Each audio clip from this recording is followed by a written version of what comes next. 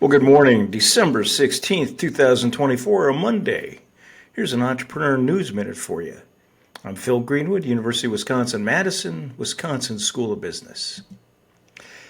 Harvard Business Review not too long ago, about a week ago, published an online article about strategic thinking and how that can help people with their basically creating a life they want.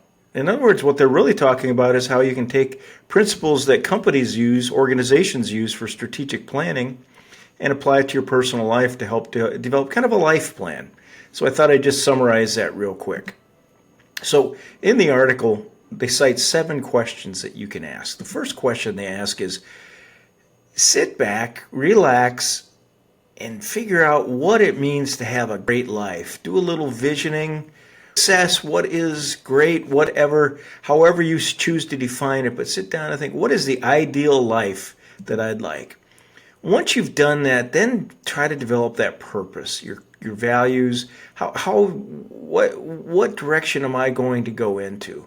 Way back when I did an exercise like this, and I found out that education was my purpose. In other words, you're trying to take information, transfer it, and communicate it to people. Third thing you can do is then develop your life vision. Where do you want to be long term? This isn't your mission, this is your vision. Long term, 20, 30, 40 years down the road, where do you want this life to be? What things do you want to affect and accomplish along the way?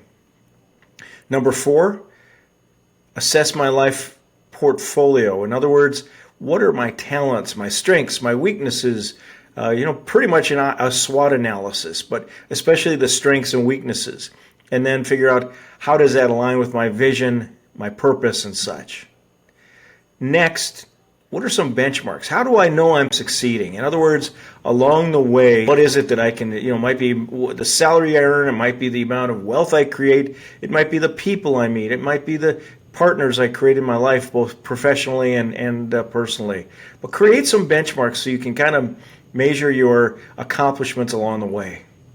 Number 6, what portfolio choices can I make? So you've assessed yourself, you've kind of looked at how you're going to benchmark yourself.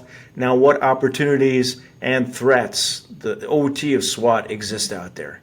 And then finally, how can I ensure a successful, sustained life change? So if I look at my portfolio of talents, where I'm at, where I want to be, my values and such, my vision, how do I make sure that happens?